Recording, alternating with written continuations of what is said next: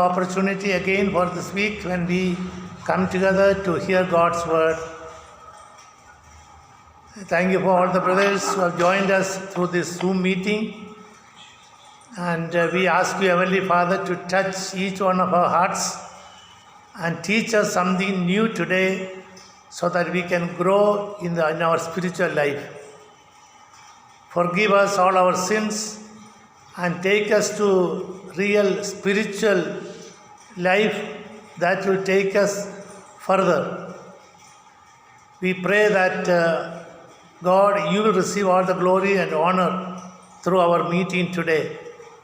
You speak to us through your Holy Spirit.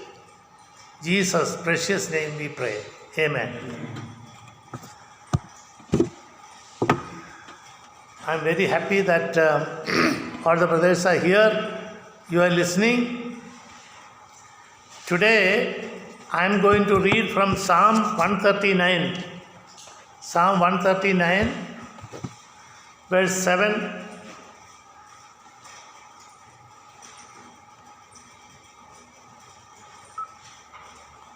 Psalms 139, verse 7 onwards.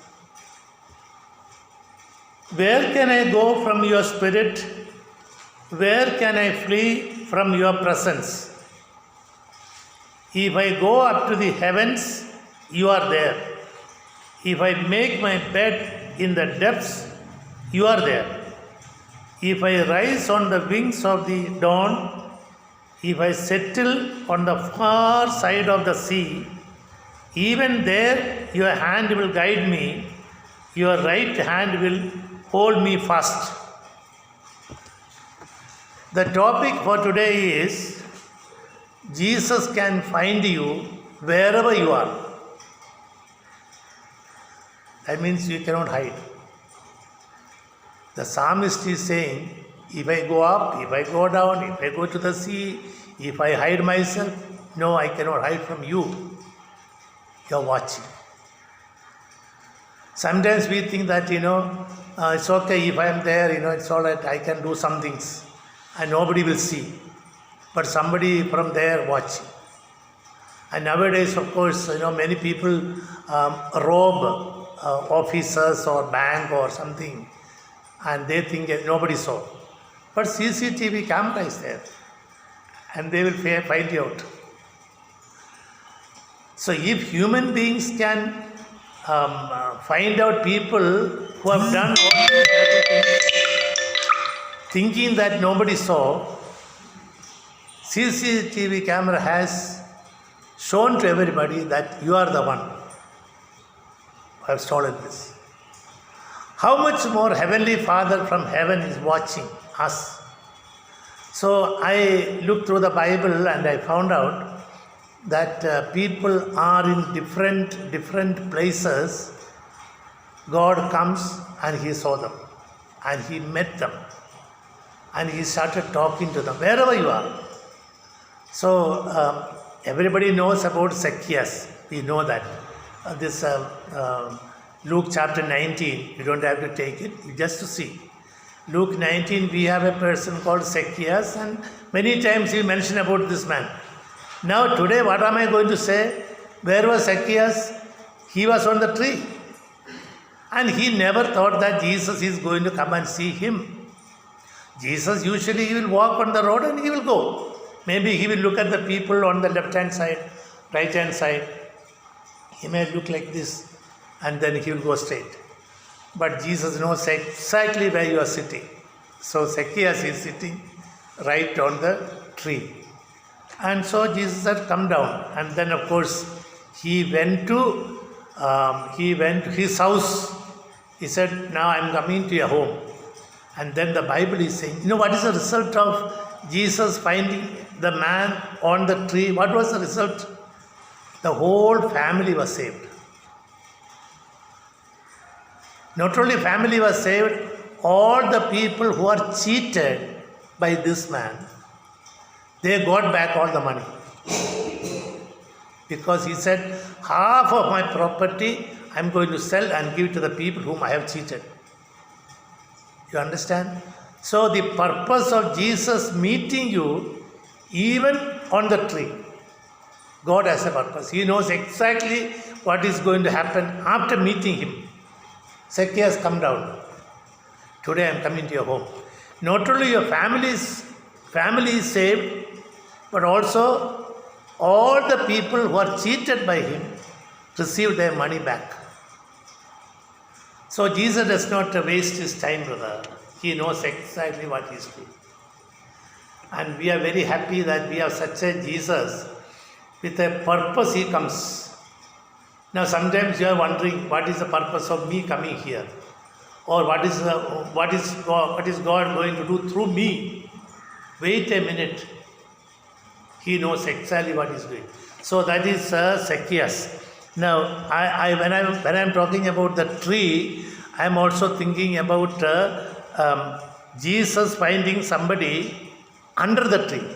Not only on the tree, but under the tree. Can you find John chapter 1 verse 48? John chapter 1 verse 48. I will read for you.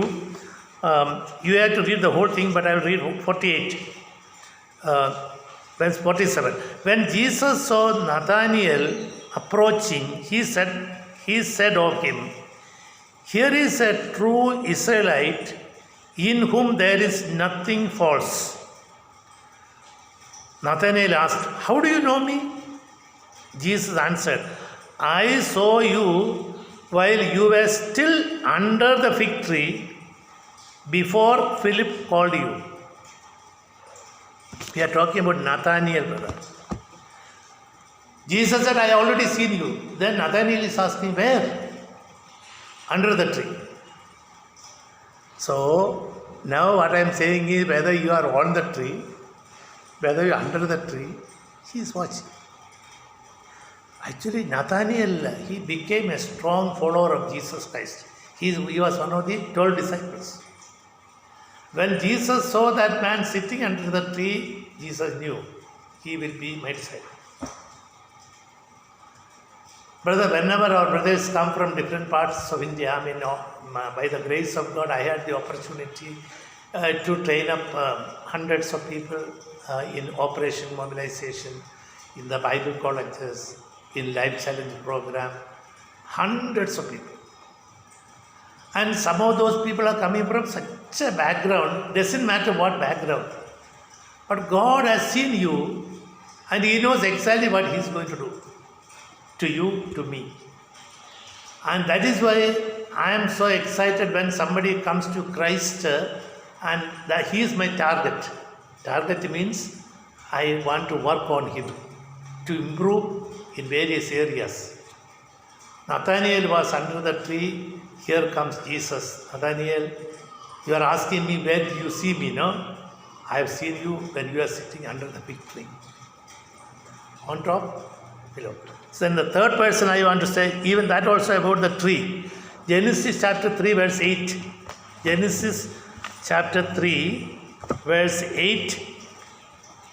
Then the man and his wife heard the sound of the Lord God as he was walking in the garden in the cool of the day. They hid from the Lord God among the trees of the garden. But the Lord called to the man, where are you?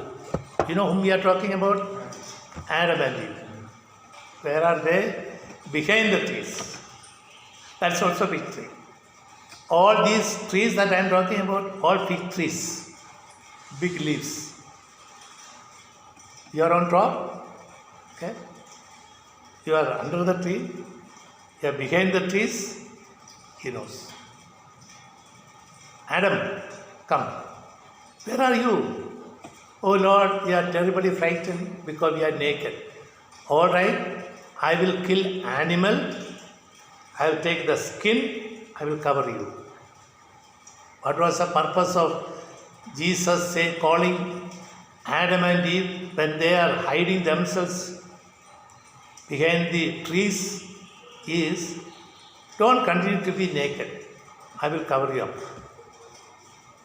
Yes, a purpose. Without my God, we may try to do so many things, brother. but He knows exactly what is your condition. The first man sitting on top of the tree, having received many people, family is not saved.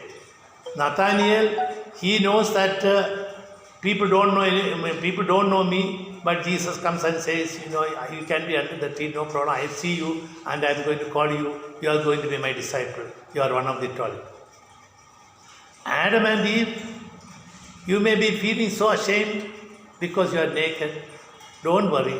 I am going to kill the animal. I am going to take the skin and cover you. And later, theologically speaking, that animal that God killed that day is the animal, the Lamb of God who takes away the sin of the world, that is Jesus Christ. So there was already bloodshed. Anyway, we don't want to go into the theological line. Now, I want to give you a little more. Where are the people? Now, another one, John chapter 5, verse 1. We know this person very well. The man, he is, this man is at the pool of Bethesda, 38 years. Now, where is Jesus now? He is going to the pool. Don't forget our topic. Wherever you are, you will be caught. You cannot hide you cannot hide from God. That is what we are trying to say. Okay? Now, I already finished about the three places. Second one, now I am talking about you are in the pool. Is there any way that you can meet Jesus? No. Usually Jesus doesn't come to the pool. He goes from one place to another, one village to another, one church to another, one city to another city, and one synagogue to another synagogue. That's the way Jesus is walking now. But He comes to the Bethesda pool to heal that man. Don't worry, for 38 years you are there, I am coming. So, wherever you are, Jesus will find you. Okay? Now, next one, I want to take you to, the other day I mentioned about this lady, 18 years she was, Luke 13, 11 and 16, Luke 13, 11 and 16, you don't have to take. I just want to say, because you already know the story, for 18 years this lady was bent and she was coming to the synagogue. Now, where is Jesus now? He is in the synagogue. Don't forget our topic. Our topic is where you are. He will come there. She is not on the tree or she is not under the tree. She is not at the pool. She regularly comes to the church. All right, you be there. I'll come. So this morning, my brothers, I want to encourage you, you don't think that, sometimes we think I'm in the wrong place. There is no wrong place for God. Except the sinfulness that you do, even there, doesn't matter, He can come. Even if you are sitting in the toddy shop, the liquor shop, you think Jesus cannot visit you? Wherever you are. So I am trying to take you to various places where Jesus comes to rescue you. And then I am thinking about Moses. This is another very interesting story, Exodus chapter 3, verse 4. This story also is known to us, but I just want to say a little bit. Now, you know that Moses is feeding the sheep of Jethro, his father-in-law. Jacob, when he was feeding his father-in-law's sheep, he used to do a lot to get everything under his care. He became rich, Jacob. By feeding the sheep of his father-in-law, Jacob became very rich. Moses is feeding the sheep of his father-in-law for 40 years. Does he have anything? Nothing. Such a man, brother. Wonderful. This person was feeding and he was in the wilderness, he was feeding the sheep, and then he was going to the mountain of God. There were lots of bushes and all this, and burning bush. You know the story. My point is, Where are you, Moses, now? I am in the wilderness. Where are you now? I am near the mountain of God. What are you seeing? I am seeing the bushes burning. Don't worry, I am coming to call you. Moses, Moses. God began to talk. Later, you know what happened? Moses became the greatest leader of Israel. You be there wherever you are, brother. You don't have to come to the city to see God. You don't have to come to the church to see God. Okay? You don't have to go to the synagogue. If you are in the synagogue, he can come and see you. If you are in the pool, he will come and see you. If you are on the tree, he will come and see you. Don't worry. God has got great plan for each and every one of us. This thought has to rule our heart all the time. Whether I am in that room, whether I am in this room, whether I am down here, wherever you are, His presence is going with you and He knows exactly where you are and what He is going to do. And He has already called you and He is already preparing you. I am extremely happy. Now, this Moses story is very exciting for us because he lost all hope. You see, Jacob, his uncle Laban's house, he was all together there for 21 years. But during that time, he became very rich. Thinking about Moses, he was in his father-in-law's house for 40 years. He got nothing. But God came and said, Moses, I'm going to call you. You go straight to Egypt. You go to the Pharaoh and you tell. Whatever I am asking you to tell, you tell.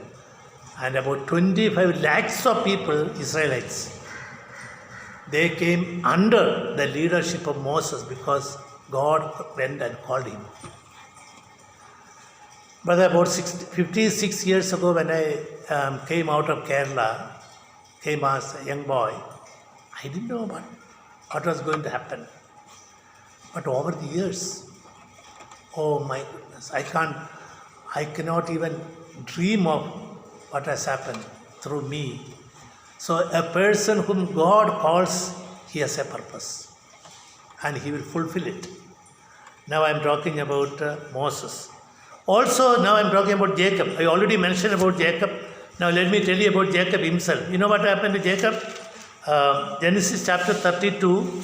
That's also very interesting. This man, after getting all the money, rich and everything, sheep and everything, 2 wives and concubines and everybody, as he was going back to his own native place.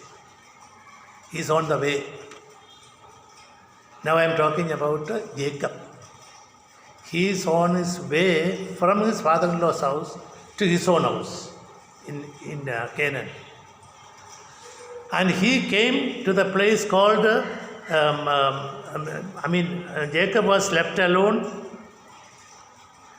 in the river Jabbok. You can read the whole story. And there came the angel of God. Where are you? At the river. Not on the tree, not in the wilderness. I am in the river. Feeling guilty. He is feeling guilty for so many reasons. Because he was cheated, he thought he will get the Rachel, but he got Leah. Then again he served God for another 7 years to get his wife. Okay, so 14 years over. Then again he was there for 7 years. And father-in-law is chasing him because he took everything and ran without father-in-law's permission. And so Laban is behind him. He is terribly frightened. And not only that, his own brother Esau, he has to meet. So he already divided the animals and such a big gift he is going to give to his brother. Because otherwise he will kill him. So this man's mind is full of fear and he is trembling. And he is traveling with wives and concubines and children and lots of animals and so on and so forth. If you ask him, brother, are you happy? No, I cannot be happy. I am confused. I already cheated my brother. I cheated my father. I cheated my father-in-law. How can anybody be happy? Now, I don't know, those of you who are hearing the message from me today, I don't know how your mind is working. I don't know whether you have cheated anybody. I don't know. I don't know, are you feeling a lot of guilty feeling in your mind? I don't know. Jacob, Moses is not feeling guilty. He doesn't have to. Of course, he killed somebody and he ran away from there. And he did for the right purpose. Because Israelite people are his own people. So to save them, he killed one Egyptian. That is true. That is 40 years ago. Okay. God did not come to punish him. God said, okay, I know that you are the leader and I came to choose you to go back. So he doesn't have to feel guilty about all this. He did the right thing. But Jacob is not like that. Jacob is feeling guilty because he cheated so many people. But even then, brother, listen to this. Angel came. I came to change your life. What is your name? My name is Jacob. Okay, you know what the meaning is? Cheater. Liar. I am not a good man. My name itself is like that. According to my name, I have been doing all the wrong things. Doesn't matter, brother. God sees from there what I can do through this man. You know what happened? God gave him 12 sons. Those 12 sons became 12 tribes of Israel. And his own name is changed into Israel. So the moment you see Israel, even though Abraham is there, Isaac is there, all those people are there, the person whose name is changed into Israel is Jacob. Because God came and changed him. Changed his name, changed his character, changed his family, changed the whole society and changed the history. God is like that.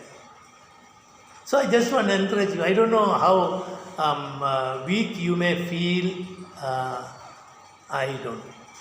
I am so happy that God called me and I am here. So whether you are on the tree, whether you are under the tree, whether you are behind the tree, whether you are in the synagogue, whether you are in the wilderness, whether you are on your travel, Jacob, travel. He comes. You can't hide. Now we go to the next one. We don't have to take again. Mark 1:16. You know the disciples were, Mark 1:16, the Peter, James, John, Andrew, all these people are at the seashore. So where is Jesus now? He is walking on the seashore. Why? You ask in Jesus, why are you walking on the seashore? Wait a minute, I have a purpose. You don't know. You will see later. Peter and Andrew, two brothers, are trying to catch fish. He said, follow me. You think Peter and all these fishermen are thinking that one day they are going to become great preachers and world-renowned leaders and the disciples of Jesus and preachers and all, do you think? No, they have no idea. All what they are thinking is, we are fishermen and we will die as fishermen only. What else? No, wait a minute. Here comes Jesus. You don't have to go to the synagogue to meet Jesus. He comes to the seashore. Where you are? Your workplace, brother. Your workplace. And he can come to the seashore also. So he caught. And those people, as you know, they became great disciples of Jesus Christ. Out of 4 people Jesus called that day, 3 of them are top leaders. Peter, James and John. Peter, James and John. Peter, James and John. 3 places about their names are mentioned, and 3 things really happened with these 3 people. So, you are at the seashore, there comes Jesus. Okay? Now I will take you to another man. Mark 2:14. Mark 2:14. Again, you know the story. It is talking about Matthew. Matthew, the one who wrote the gospel according to St. Matthew. Who is he? Tax collector. He is in the government office. Very clearly written that he was sitting in his office. Government office. If you ask me, do you want to go to government office? I will say, no, I don't want to go to government office. Because I have gone to government office, I never treated well. Because I did not know how to give a bribe. I don't know. Unless you give bribe, government office will not do anything for you. So if you ask me, do you want to go to government office? I will say, no, I don't want to go. But Jesus went. For what? I have somebody here working. I want that man. Matthew, follow me, come. So far you are doing secular work. But today onwards you will do spiritual work, God's work. You may be getting wonderful salary, doesn't matter. I am not going to give any salary, but I will look after you. Brother, what happened? If he was working as a tax collector and lived and died, who will know? But Jesus came and called him and said, come, follow me. And he followed. You know what happened? As soon as that was over, he called all the people and gave them wonderful feast in his home. He was a rich man actually. Feast. He became one of the 12 disciples of Jesus, and he is the one who wrote the biggest gospel in the Bible, 28 chapters. Matthew. He was an educated man. God needs not only illiterates, He wants educated people also. He knows whom to call. Are you good in reading? Doesn't matter. Are you good in writing? Even if you don't know, don't worry. Are you good in preaching? Don't worry about that. I want you. So he was not looking around for the best people. He was looking for the different kinds of people from different background, wherever you are. That is what I am trying to say. Now, last person I want to say, Acts chapter 9 verse 3. Acts chapter 9 verse 3. Now you already know that I am talking about Saul who became Paul.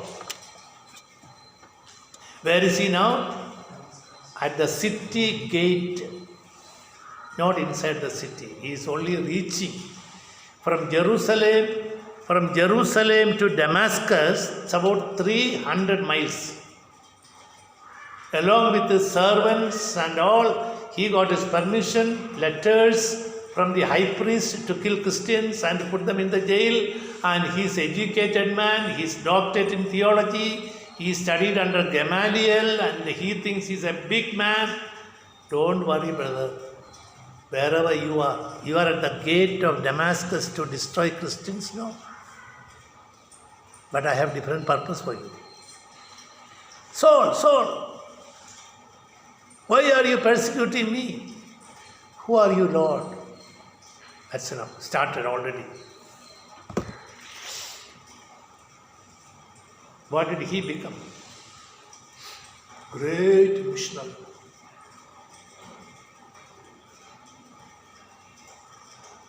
Church planter. Asia, Europe, Africa, 3 continents he worked. Established churches. Why? God called. Where? At the city gate. Not in the synagogue. When God calls, He has a purpose in His mind. And He will do it. Of course, when I am talking about, I am also thinking about this Samaritan woman. When she came to the well, Jesus is at the well. So that is another story. So where is Jesus now? At the well. Not only at the brook to call Jacob. At the city gate, Saul, I know where you are going, but I want to change your vocation.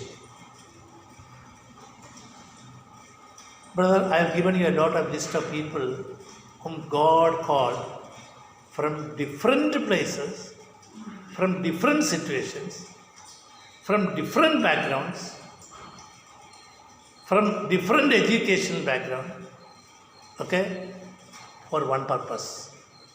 Look at all these people, they all became history. That is why even today I am talking.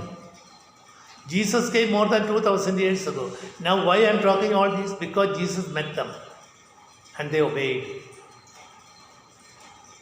There may be time a few people left without obeying Jesus, they went away. It doesn't matter what to do. There are people who will leave. They will not listen.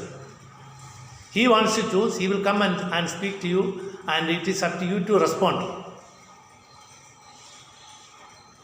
You cannot hide. And the psalmist is saying, where will I go from your presence?